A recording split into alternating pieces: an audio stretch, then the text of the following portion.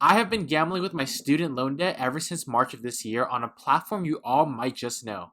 Gemini. But wait, isn't Gemini that crypto brokerage platform? You're absolutely correct. But before we get into the video, make sure you go down below and smash that like button because I'm going to give you guys a reward, which is this little cute baby turtle for your kindness. Thank you guys all. So with one of my student loan providers, I owe approximately $9,000 to this provider. So my initial plan was to match this loan dollar for dollar in an interest earning account that would be able to earn some kind of percentage yield that's greater than how much the loan would be if I were to take it out.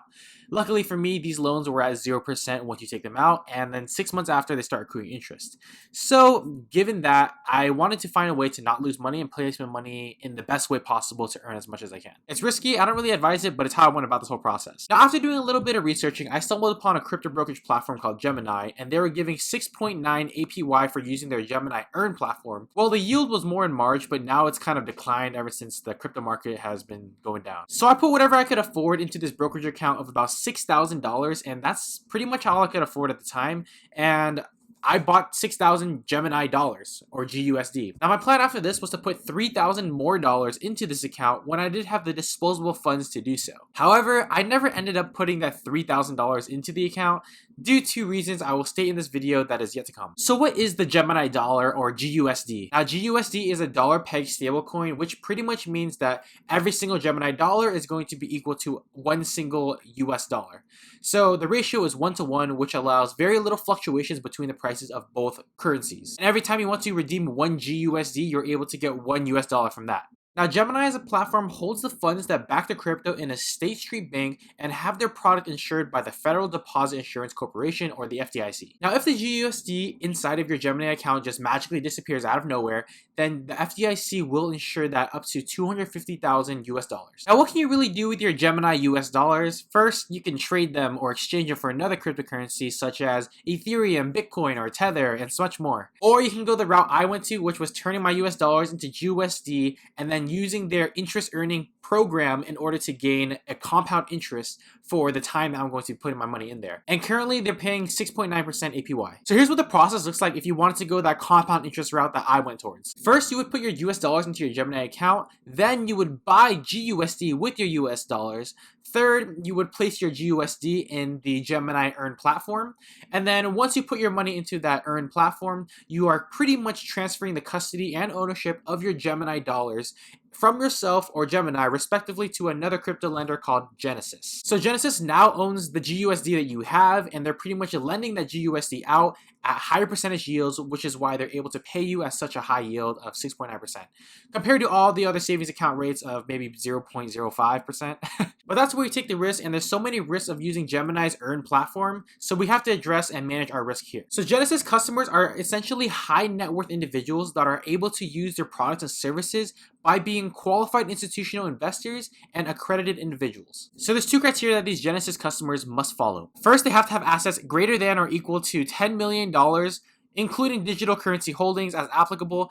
And second, they have to be interested and able to fill a trade that is equivalent to about $250,000 of US dollars per transaction, or borrow or lend at least 100 Bitcoin, 1,000 Ethereum, and 2 million US dollars. And if you do not meet any of these criteria, Genesis won't even consider you as a borrower and you're not even worthy. So since we are close to or in a recession already, some may argue, we have to consider what would happen to the economy if we do see a downturn. Now the economy, if that gets bad, we can see people lose jobs, we can see companies lose profits, and we all know that once companies lose profits and people lose jobs, disposable income goes down and people will be, just thinner across the board. Now with less money and disposable income, the repayment of loans becomes a lot harder for institutions and individual investors just because we don't have enough money. So considering that these are quite large amounts of money that they're going to be lending, it's pretty hard to repay that back if the economy does take a downturn. But what really happens if the lender was to default on the loan that they took out for themselves? Thanks to Jack Wolf on Reddit, he's able to simplify it down in easier explainable terms that I'm going to go through right now. So Gemini loans the GUSD to Genesis Trading, and Genesis Trading then lends it to crypto fund XYZ. So XYZ makes a leverage bet that wipes it out. Then Genesis asks for its money, but XYZ says, sorry, I don't have it. and then Genesis goes to liquidate the collateral that was posted. Because they are using best practices, this collateral is in a cold wallet that needs to be transferred. Gas is sky high and the market is tanking, so it takes time. And by the time they're able to liquidate, they only get 70 cents for each dollar. Now Gemini asks for its collateral back, and Genesis says, sure, here's your 75 cents. You ask for your money and they pass that 70 on to you. Simple example as to how there are multiple layers of risk beyond your, Gemini, and Genesis control, which you have no visibility into. There are unknowns as to how large default would be distributed by Gemini as well.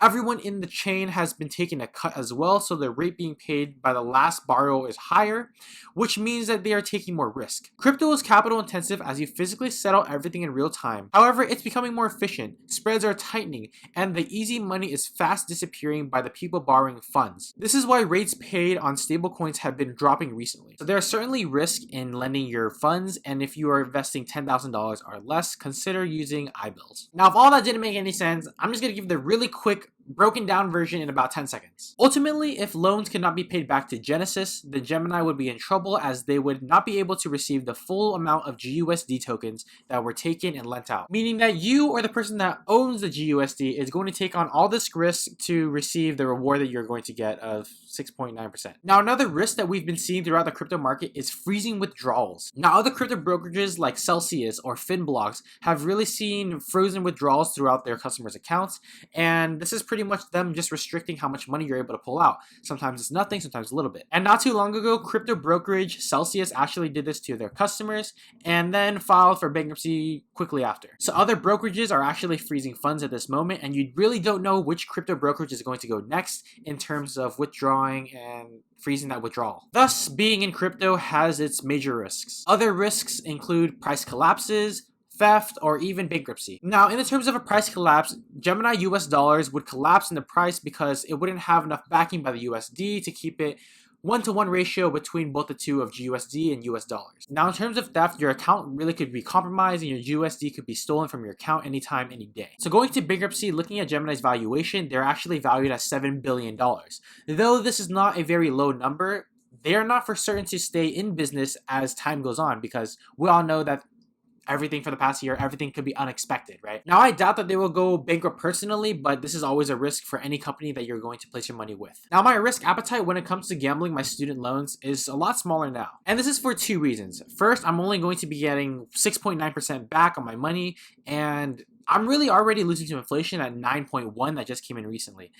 So is it really worth it to take on all this risk just for 6.9%, where I could just hold that maybe in cash or something and then just not have to worry about it maybe. Second, I know that I need to pay back these loans 6 months after I graduate, which is going to be in October, and that's pretty much to not accrue interest on these loans. Because the last thing I want is to accrue interest on these loans, right? So I cannot afford for my funds to be frozen if they are actually going to freeze them eventually, and will not be able to pay back those loans. That'd be pretty bad. Unless President Biden does issue student loan forgiveness, then we're in the clear. But we know that we cannot always rely on the government to bail us out, so we need a plan in order to keep us financially afloat. So ever since I put my money into this account, which is at $6,000, I was able to turn this money into $6,147.43, and that's using Gemini's Earn platform. However, I believe that the risks outweigh the potential reward of using Gemini's Earn platform. So here's what I'm going to be doing with my money as soon as this video ends. Now I'm going to take that GUSD, turn it into US dollars, and then take that US dollars from my Gemini account, then put it over to my checking account where I'm able to spend it freely, or I could put it into the stock market where I see stock market deals. If the stock market does take a hit in the short term, I'm able to deploy money there. Or I could either buy I-bonds, which is going to be getting me a 9.6% on my money, but my money would be locked up for more than a year or the next 5 years. Now, if I do put my money into I-bonds, I'm going to have to tie up that money there. And by tying up that money, is the opportunity cost of putting my money in I-bonds greater than me putting it into the stock market? I don't know. But we will see. And if opportunities come up where I could place my money somewhere else that is going to get me a higher gain at the end of the day by taking less risk, I'm going to have to go that route. And we're going to have to dig down deeper to see if anything's worth it in the long run. I'll let you guys know what I do with my money, but if you guys made it to the end of the video, you are the true star of the show. Don't forget to subscribe on your way out, and I'll see you guys in the next one. Peace out.